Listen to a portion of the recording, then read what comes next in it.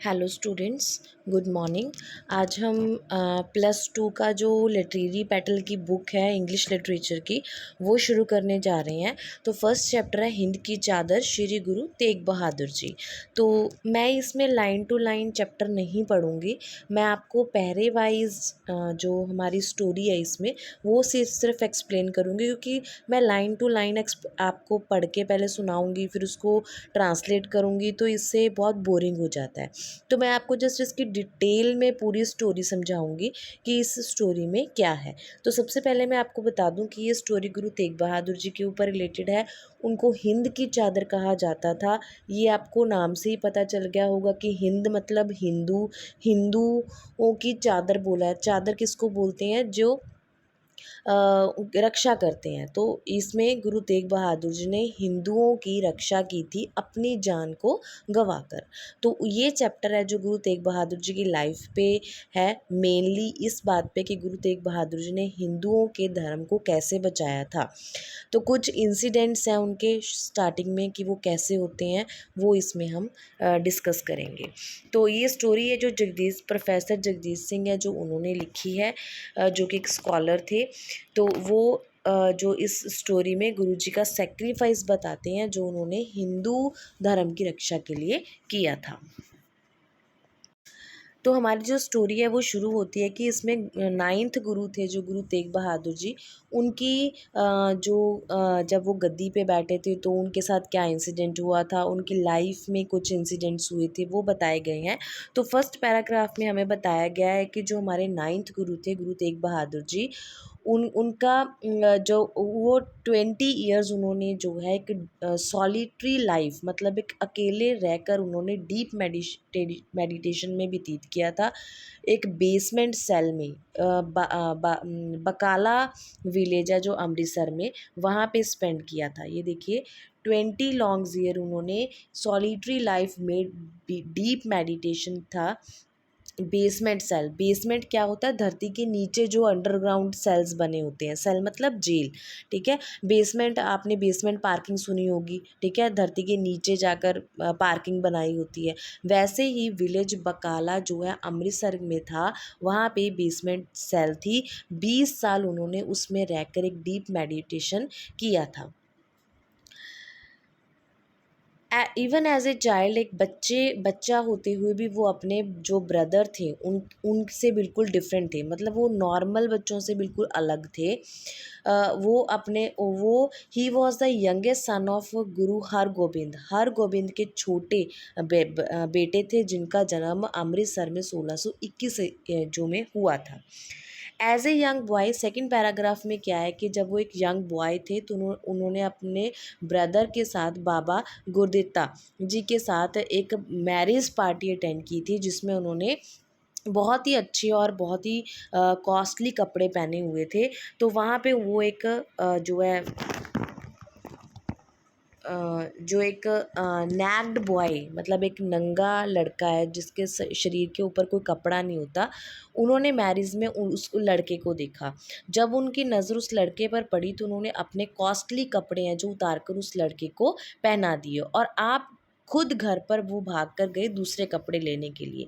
जब उनकी मदर ने उनसे पूछा कि तुम्हारे जो पहले वाले कपड़े जो तुम पहन कर गए थे वो कहाँ हैं, तो उन्होंने अपनी मदर से कहा था, dear mother, no one would have given the poor boy any cloth to wear. उन्होंने कहा कि मेरी प्रिय माँ, उस गरीब बच्चे को किसी ने पहनने के लिए कपड़े नहीं दिए, पर मुझे यकीन है कि आप मुझे दूसरे कपड़े ज़रूर दे दोगे। तो इस तरह से उन्होंने उनके अंदर जो एक उस बच्चे को देखकर दया आई, या जो भी था उनके मन में, तो उससे इंस्पायर होकर उन्होंने क्या किया, अपनी परवाह न किए बिना उस बच्चे को कपड़े दिए, उस लड़के को कपड़े दिए, और खुद अपने, उनको पता था कि उनकी मदर उसको दूसरे कपड़े पहना देंगे, तो उन्होंने अपने कपड़े उस लड़के को दिए। ये एक इंसिडेंट बताया गया है इसमें। उसके बाद थर्ड पैराग्राफ में बताया गया है कि वो गुरु तेग बहादुर जी 9th गुरु बने थे 1664 में, 43 एज में, जब उनकी उम्र 43 की थी। और वो किसके बाद बने थे? गुरु हरकृष्ण जी के बाद जो है उनको 9th गुरु बनाया गया था। 4th पैराग्राफ में अब उनको गद्दी मिल गई थी, 9th गुरु वो बन गए थे, पर इससे सबसे ज़्यादा प्रॉब्लम किसको थी? धीरमल नाम के व्यक्ति को थी, जो गुरु हरगोबिंद सिंह जी का ग्रैंडसन था, मतलब पोता था उनका। जब उसको पता चला कि गुरु तेग बहादुर जी 9th गुरु बन गए हैं, तो उनको बहुत ज़्यादा गुस्सा आया। उनको लगा कि उनके बाद तो मुझे बनना चाहिए था, मैं उनका पोता था, तो उन्होंने उसको क्यों बनाया, गुरु तेग बहादुर जी को क्यों बनाया 9th गुरु। तो इससे वो बहुत गुस्से में आए और उन्होंने गुरु जी को मारने की प्लानिंग की। तो उन्होंने अपने मसंद जिसका नाम अपने एक मसंद को भेजा, जिसका नाम शहीशाह शाहीन था, और उसने गोली उठाई और गुरु गोबिंद सिंह जी को जाकर फायर कर दिया। गुरु जी की लाइफ तो बच गई, पर उनके कान जो था उस पे गन शूट हुआ, जिससे उनका कान जख्मी हो गया। गुरु जी इस बात से फिर भी शांत रहे, उन्होंने कोई रिएक्ट नहीं किया इस बात पर शाहीन जो था वो गुरुजी की प्रॉपर्टी को लूट कर ले गया। उनके जो कुछ ट्रेडर्स थे और अदर गुरुजी के जो भगत थे, उनको ये धीरमल का अटैक जो सुनकर बहुत गुस्सा आया। तो उन्होंने क्या किया, धीरमल की जो प्रॉपर्टी थी वो सारी मतलब जब्त कर ली, और जो इवन के साथ में गुरु हॉली ग्रंथ था जो, वो भी उठा लिया था। पर जब ये बात गुरु तेग बहादुर जी को पता चली, तो उन्होंने अपने सिखों को उसकी धीरमल की प्रॉपर्टी को वापस करके आने के लिए बोला, और साथ में ही उस हॉली बुक, पवित्र बुक है जो, उसको भी वापस करने के लिए बोला। उन्होंने अपने अनुयायियों को, अपने जो शिष्य थे उनके, है ना, उनको एडवाइस दी कि हमें पापियों को क्षमा कर देना चाहिए, ये क्वालिटी आप में होनी चाहिए। तो इस इंसिडेंट के बाद गुरु जी की जो पर्सनालिटी थी, जो फॉरगिविंग नेचर की पर्सनालिटी थी, वो बहुत ज़्यादा इस इंसिडेंट से हाईलाइट हुई थी। तो आपको क्वेश्चन आ सकता है कि गुरु गोबिंद सिंह जी की जो माफ़ करने वाली जो पर्सनालिटी थी, वो किस इंसिडेंट से डेवलप हुई थी? तो वो धीरमल के इंसिडेंट से डेवलप हुई थी, कि उन्होंने गुरुजी को मारने के लिए अपना एक मसंद भेजा था। वो मसंद ने गुरुजी पे फायर किया, गुरुजी की जान तो बच गई, पर उनके कान है जो वो जख्मी हो गया था। तो इस बात से गुरुजी के जो अनुयायी थे, गुरुजी को जो मानते थे, गुरुजी के जो शिष्य थे, उनको बहुत गुस्सा आया। उन्होंने धीरमल की प्रॉपर्टी और हॉली ग्रंथ उठाकर ले आए थे, पर गुरुजी ने उनको एडवाइस दी थी कि उनका सब कुछ वापस करके आओ धीरमल का, और आपके अंदर जो है पापी को माफ़ करने की जो क्वालिटी है वो आपके अंदर होनी चाहिए। तो ये हमारा 4th पैराग्राफ था। नेक्स्ट हमारा 5th पैराग्राफ है। 5th पैराग्राफ में क्या था कि इसमें गुरुजी की लाइफ के बारे में जो सबसे इम्पॉर्टेंट चैप्टर का जो पॉइंट है, वो आता है कि गुरुजी के पास 500 ब्राह्मण्स आए थे पूरे इंडिया से इकट्ठे होकर, और किसकी लीडरशिप में? पंडित कृपाराम ऑफ मंत की लीडरशिप के अंडर आए थे। उन्होंने आकर गुरुजी से बात की कि औरंगजेब है जो उनको जो हिंदू है उनको मुस्लिम बना रहा है, और उनके जो सैक्रेड थ्रेड्स हैं, पवित्र धागे जो हैं, उनको रिमूव करवा रहा है। तो रिलीजियस जो लीडर्स थे हिंदूज़ के, उन्होंने गुरुजी से अपील की कि आप सिखों का जो फेथ है, हिंदुओं का जो यकीन है, उसको आप मुग़ल जो रूलर है औरंगज़ेब, उससे बचाएं। तो गुरुजी ने उनकी बात को सुना, और वो जो डीप थॉट पूरे ध्यान में वो चले गए। तो इसी बीच गोविंद राय जो गुरु तेग बहादुर जी के बेटे हैं, वो आते हैं। वो उस समय सिर्फ 9 साल के थे। कौन? गोविंद राय, जो आगे चल के 10वें गुरु बनते हैं, गुरु गोबिंद सिंह जी। वो आए, उन्होंने देखा कि उनके फादर जो हैं वो बहुत ही गहरे ध्यान में बैठे हैं। तो उन्होंने इंक्वायरी किया कि ऐसी क्या बात होगी कि उनके पिताजी इतनी गहरी सोच में चले गए। तो गुरुजी ने उनको बताया कश्मीरी पंडित के बारे में। तो उन्होंने कहा कि गुरु तेग बहादुर जी बोले कि उनको बचाने के लिए, अगर हमने हिंदुओं को बचाना है, तो उसके लिए एक पवित्र आदमी को अपनी लाइफ जो है सेक्रीफाइस करनी पड़ेगी, त्यागनी पड़ेगी। तो ये बात सुनकर गुरु जो गोविंद राय हैं, जो उन्होंने कहा कि पिताजी, आपसे ज़्यादा पवित्र व्यक्ति और कौन हो सकता है। ठीक है। तो 6th पैराग्राफ में ये बात बताई गई है कि गुरु तेग बहादुर जी अपने बेटे की ये बात सुनकर बहुत ही ज़्यादा प्रसन्न हुए।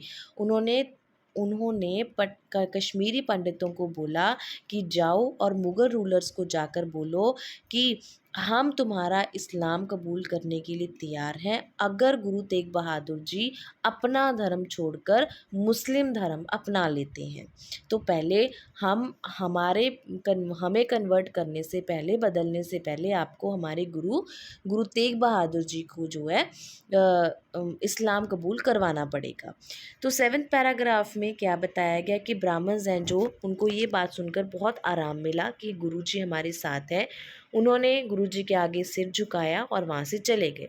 और जब वो अपने घर, जो उनकी जगह थी कश्मीर में, वहाँ पर पहुँचे, कश्मीरी पंडित जहाँ से आए थे, अपने नेटिव प्लेस जहाँ पर वो रहते थे वहाँ पहुँचे, और उन्होंने जाकर गुरु तेग बहादुर जी का मैसेज गवर्नर ज़बरदस्त खां को दे दिया। तो ये मैसेज उनके ज़रिए किसके पास पहुँचा? औरंगज़ेब के पास। तो औरंगज़ेब ने ऑर्डर इशू कर दिया कि गुरु तेग बहादुर जी को अरेस्ट करो और दिल्ली लेकर आओ। अभी गुरु तेग बहादुर जी इस बात के लिए तैयार ही थे, क्योंकि उनको पता था कि अगर ये बात औरंगज़ेब के पास पहुंची तो वो मुझे दिल्ली बुलाएगा। तो उन्होंने अपने ब्रेव सन, अपनी वाइफ माता गुजरी और माता नानकी, उनकी जो मदर थी, उनसे अलविदा ली और दिल्ली चले गए।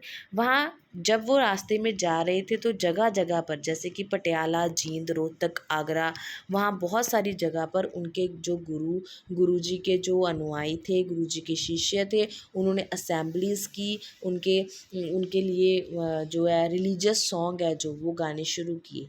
गुरुजी आगरा पहुँचे। बहुत सारी फ़ोर्स जो मुग़ल्स की थी वो दिल्ली पहुंच चुकी थी। औरंगज़ेब वहाँ पर नहीं थे, दिल्ली में नहीं थे, पर वो अपने पीछे इंस्ट्रक्शन दे गए थे कि गुरु तेग बहादुर जी को ऑर्डर दिया जाए कि या तो वो इस्लाम कबूल कर ले, नहीं तो उनको डेथ का सामना करना पड़ेगा।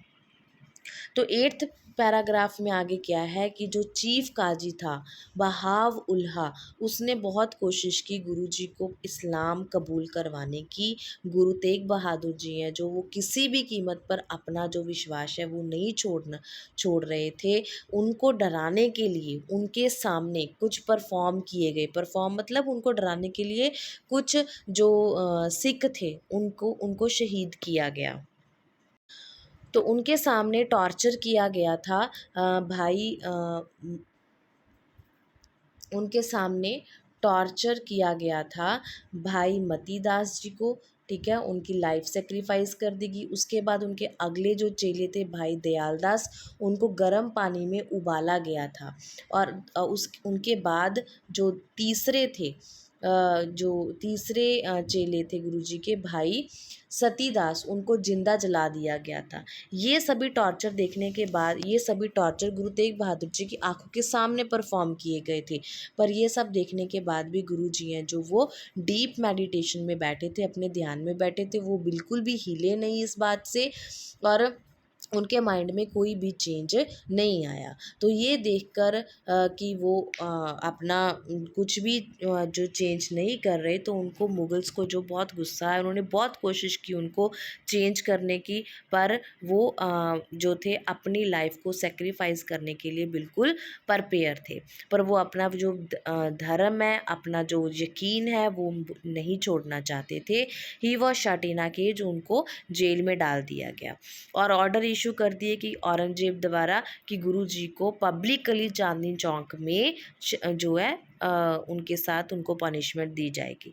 इस अनाउंसमेंट कैसे हुई थी? पूरी सिटी में ढोल बजाकर ये अनाउंसमेंट की गई थी।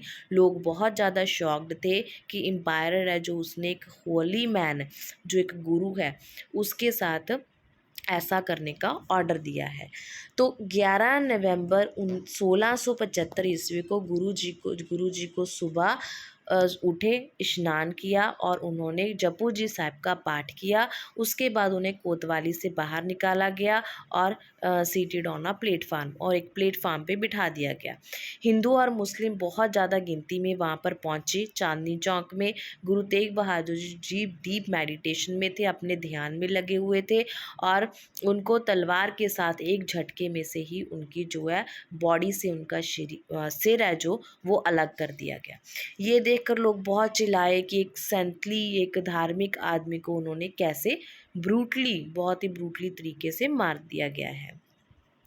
सडनली अ डार्क, जब उनकी डेथ हुई तो उसी टाइम जो है नेचर है वो भी अपना रोने लग गए थे। उनका जो नेचर थी उसने भी रोना शुरू कर दिया था कि ऐसा घटिया जो क्राइम है मुगल एम्पायरों ने किया है। People rain for cover, people है जो अपने आप को बचाने के लिए इधर उधर भागे। तो इसी में गुरु जी का एक जो सिख था, चेला था, भाई जयती, उसने फटाफट वो आगे गया और उसने गुरुजी का जो हेड है, जो सिर था धड़ से अलग हो चुका था, उसको रिस्पेक्टफुली कवर किया और उसने वहाँ से लेकर चला गया। गुरुजी का सिर वहाँ से लेकर चला गया क्राउड में से। अपने 2 सिखों के साथ वो करतारपुर पहुँचा और वो सिख जो था, पवित्र सिख सिर था जो वो गुरु गोबिंद सिंह जी को दे दिया।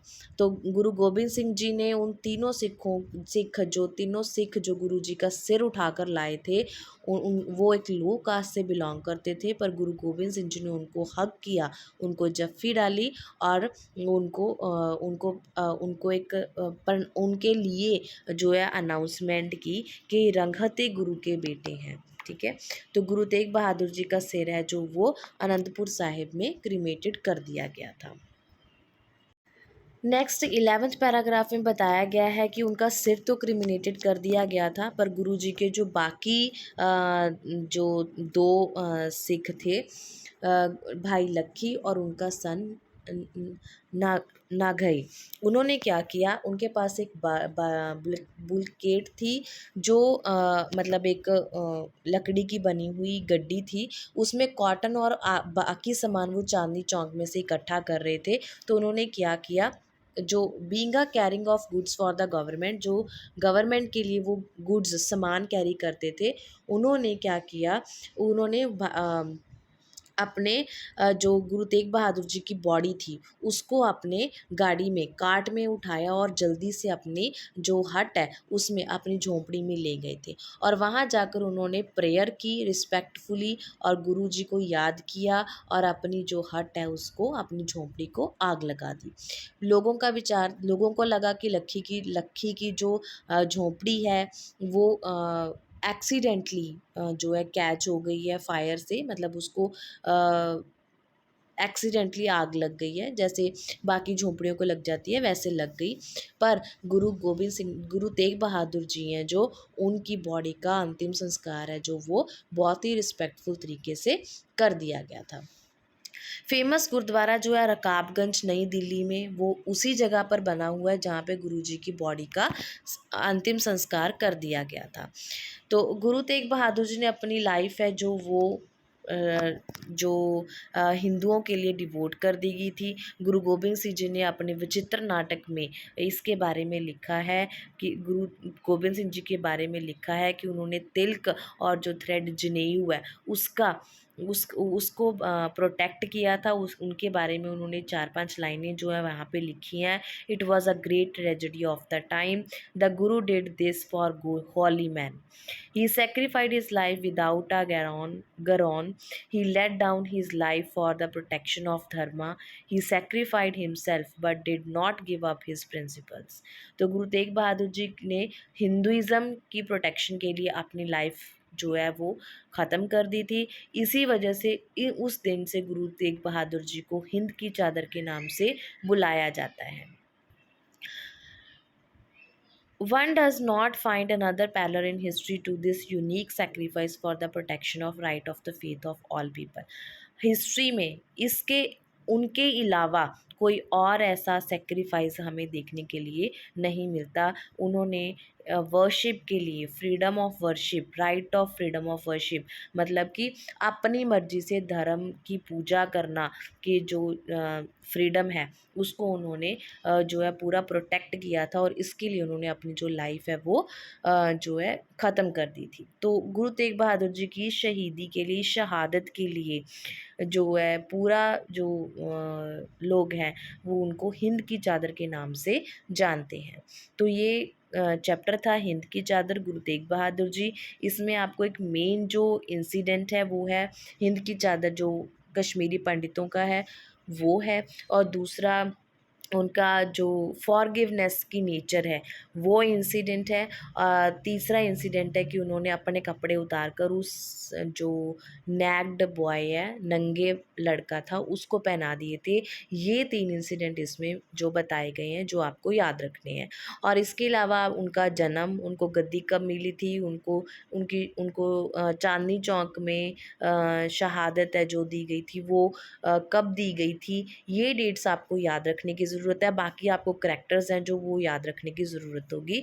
तो नेक्स्ट वीडियो में मैं आपको इसके ऑब्जेक्टिव टाइप जो क्वेश्चंस हैं, चैप्टर पूरे चैप्टर में से जितने भी बनेंगे है ना, उनके जन्म से लेकर उनके जो है लाइफ सेक्रीफाइस करने तक के सभी क्वेश्चंस मैं आपको इस वीडियो में करवा दूँगी। और जो आगे इसके ग्रामर आएगी आपको, वॉइसेस हैं, simple complex to simple sentences हैं, और भी जो ग्रामर है, वन वर्ड फॉर मैनी है, वो सारी की सारी आपको इस वीडियो में कवर करवा दी जाएगी। अ, और वीडियोस हैं जो मेरी देखने के लिए आप इस चैनल्स के साथ बने रहिए। अगर कोई डाउट है आपको तो आप मुझे मैसेज करके कंफर्म कर सकते हैं। Thank you, have a nice day.